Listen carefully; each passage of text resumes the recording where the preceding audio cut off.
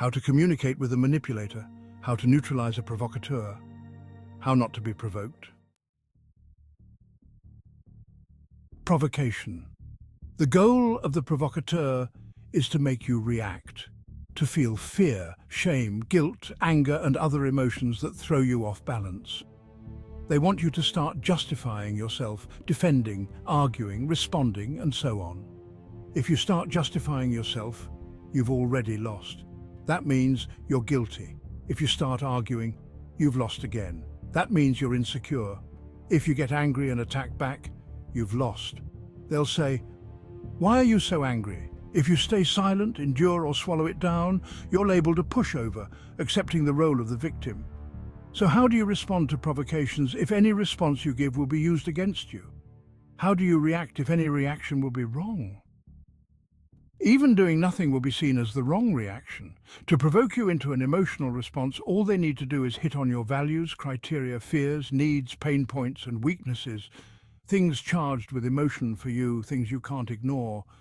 They may use questions, accusations, shifting blame, insults, devaluation, lies, boundary violations, threats, blackmail, or other manipulative tactics that trigger a strong emotional response.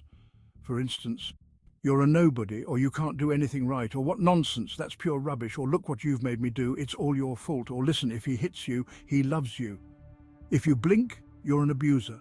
If you don't want to engage in verbal sparring, prove who has the sharper tongue or who is the true D'Artagnan in the situation. Especially if it's about your boss, whom you don't want to quit working for, or family members who may be difficult but are still dear to you, then here's an alternative. Instead of complex verbal strategies, battle rhetoric, or schizophrenic communication, you can simply learn to leave the person with their opinion. The principle is simple. Don't like it? Don't eat it. If it tastes bad, spit it out. If it's not yours, don't touch it. Don't dirty yourself with someone else's opinion. Let them have the right to be wrong. Always keep these rules in mind. I'm okay. I am who I am. If someone has a different opinion, it's just their opinion, and I have my own. Our opinions may differ, and that's okay. I have my emotions. I have the right to express and experience them, no matter what anyone thinks. My first responsibility is to take care of myself, which includes expressing and living through my emotions no matter what others think. These are the rules of psychological resilience and boundary protection. What to do specifically? Step 1. Engagement. A provocation is meant to switch you off, to make you react and withdraw.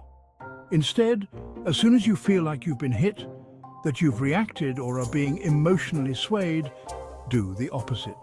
Engage with interest in the person provoking you. Breathe through the stress and your reaction with curiosity and perhaps even surprise. You might even think to yourself, "Wow, it talks." Remember the principle, a dog watches the stick, but a lion watches the one who throws it. Your engagement, interest, and surprise will buy you real time to breathe through your reaction, quite literally, and dissipate your other emotions. Just don't internalize your surprise, direct it toward the provocateur. Show that you're engaged with them, that they interest you. Show them you see what they're doing, that you see their emotions, and you're curious about why they're acting that way. Nod your head or say something active to keep the conversation going. I see, I understand. Interesting. This way, you're signaling that you hear and understand what they're saying. Not that you accept it, but that you comprehend the meaning of their words. By engaging and actively listening, you allow them to pour out their emotional charge into the sound. Don't get caught up in the content, and definitely don't take it personally. Keep your mind and psyche clean of their emotions and opinions. Imagine your friend feels sick, and all you need to do is let them vomit it all out. It's important to people to feel heard, so let them feel that. It won't cost you anything. If you don't respond at all, they'll keep poking you. Are you deaf? Are you stupid? Do you not understand English?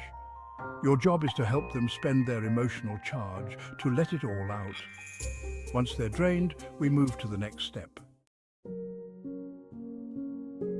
Step 2. Metaframe or dissociation. A metaframe is a perspective from the outside. Meta means above or beyond, outside the frame. You're not inside this. You're looking at it from a different angle, outside the frame. The simplest way to dissociate is to look at the situation from the outside and name it. What is this? Is this an opinion, a question, a comment, a provocation, a threat, a bird, a plane? Name it directly. For example, interesting opinion, interesting comment, interesting question, or thank you for your comment, thank you for your question, it's great you shared your opinion, or those are strong words. Bold statement. That's a good professional attempt at provocation. Or, I see you're trying to upset me, to provoke me or scare me. Do not get caught up in the content. If you do, you'll start living it and reacting to it. You'll become associated with it and it will pull you in. What you're really saying is, this is your opinion. It's just an opinion and it's just yours. I'm not taking it. I'm not touching it. I'm just watching. Imagine they're throwing up their emotional content and you're just waiting for them to finish.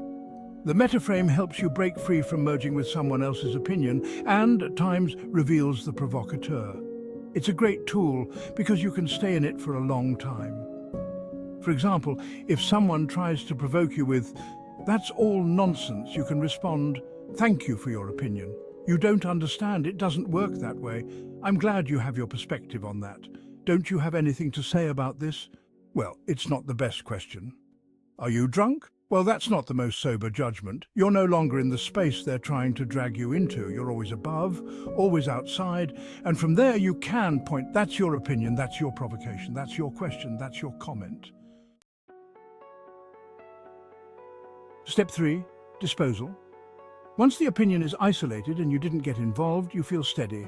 Now it's time to dispose of the opinion. Throw that content, which was expressed, down the drain.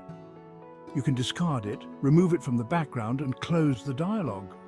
For example, you can add your attitude toward that opinion. "It's a shame that you feel that way. I'm sorry you have reasons to think like that," or "It's good that you have your viewpoint on this," or "I'm glad we can each have our own opinion," or "I think it's best not to spoil such a great question with answers." This is essentially a message that no one will do anything with their opinion. It's not needed, no one's taking it. End the conversation. What's your next question? Great question. Next, if they throw new provocations, return to the previous step and keep metaframing until they dry up and fall off. Engagement, metaframe, disposal. Listen, isolate and throw it away. Let others be wrong. Allow them their own opinion. Give them the freedom not to like you or to feel emotions, even to suffer. Free yourself from dependence on their opinion and break away from merging with it. Stay tuned for more Combat NLP. Cheers.